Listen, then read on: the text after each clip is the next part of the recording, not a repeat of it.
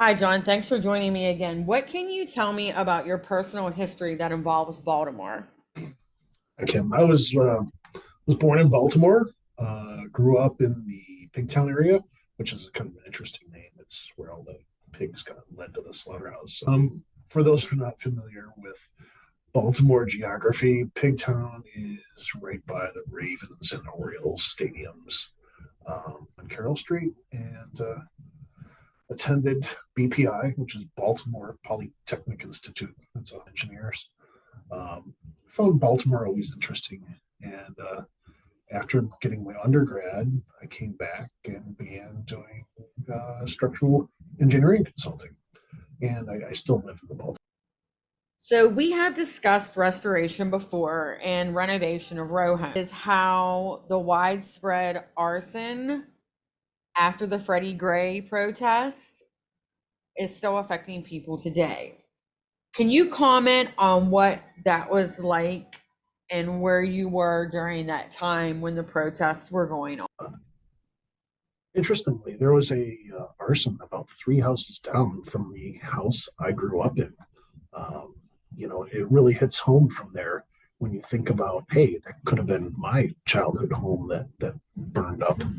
Um, as for my experience, it was a scary time with tremendous potential for loss and loss of property and loss of life. There's scary things going on.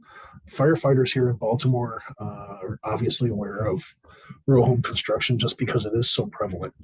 And there's some advantages to this in that the structures are separated. The nature of a row home is to have like a row or two rows of bricks in between the homes, so that will slow down a fire as if you had a commons construction of wood, something could go up in a hurry. But with that nature of having the two rows of bricks or a single row of bricks between the structures, uh, does help prevent the spread.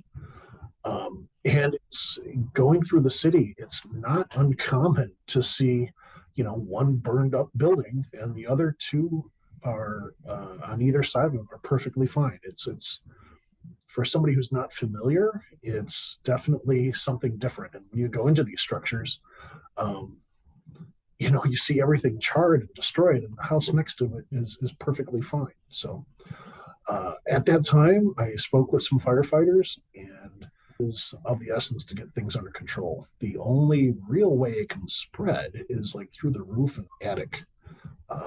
That's called a cockle roof. So in between that and if there's any missing mortar between bricks, heat, fire, smoke, soot can penetrate into the adjacent structures. So as we talked about before, moisture and leaky roofs is what does damage to brick. Ironically, it's the water that gets in there and destroys brick, just or displaces mortar, and allows that fire to spread. So tell me what it's like going into a structure that has been damaged by fire. What is that feeling when you enter something that has been completely destroyed by fire? I think the first thing you'd notice is the smell. They say that smell is one of those things that triggers memories, and it's something that you never really forget. But you've got water damage, melted plastics, charred wood, destroyed furnishings. As a structural engineer, you typically are there to evaluate the floors, beams, and trusses, which are typically wood, for structural integrity. You're assessing what needs to be replaced and what can just be cleaned. Can you share a little bit of what the process is like and what you're looking for? Um, it's all about time and temperature as a first gauge of the damage to the structure. We will consult with firefighters to determine how long the structure was on fire, and we use color changes in steel and perhaps even concrete to see what that temperature is. And then based on those guidelines, we evaluate what's in the structure, what is not suitable, what needs to be removed. There are formulas that predict the amount of damage. So when I say damage, that's the amount of damage to the wood, the depth of damage on that particular structural member based on time and temperature. Then we figure out the load and determine if it can still be salvaged. So as of today, are you aware of any structures that were damaged during the protests of the Freddie Gray incident that still have not been restored or torn down? There's there's, as you roam the city, there's plenty of structures that are in need of renovation or to be torn down. But in particular, there's one that I think I remember on North Avenue that I've actually been in. Um, Obviously, renovation is all about return on investment. We go after the easiest structures to renovate to spend less money. It's all about getting a return, and it can be a challenge. You do a lot of searching and a lot of trying to find that nugget of gold, if you will, in the haystack. The restoration process like, and what are the costs? Well, and I think we talked about this before in one of our talks. The structure itself is usually pretty inexpensive. The city doesn't want to spend the money to tear it down, so they'll go for, I mean, I think even like $1 if you're willing to take on the property. The city is not spending money, so in effect they're making money. If we're talking a complete gutting and the structure is intact, but just needs to be cleaned, you're probably looking at 75,000 to 150,000, depending on what you want to spend on things.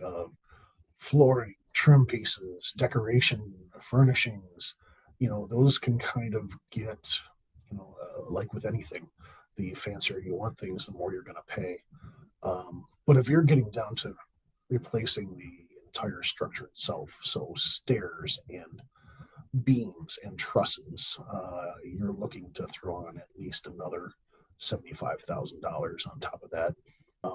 Process itself, it's interesting, right? So, first thing you do is get all the rubble out. There's wood and pieces left over, plastics, etc., until you're left with a bare structure. So, they would need to be sandblasted.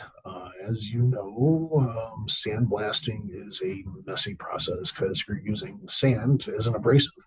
It's extremely loud and it's messy. There's sand everywhere, and you spend a lot of time with vacuum cleaners and such getting all that sand out of there. There is a new process these days, which is pretty cool. We're using chopped dry ice, so that's like carbon dioxide, and basically it's ice, but it doesn't melt, right? It just turns right into carbon dioxide. So they're using that to blast, and it cuts the cleaning time by 60 to 80% or so. So then what do?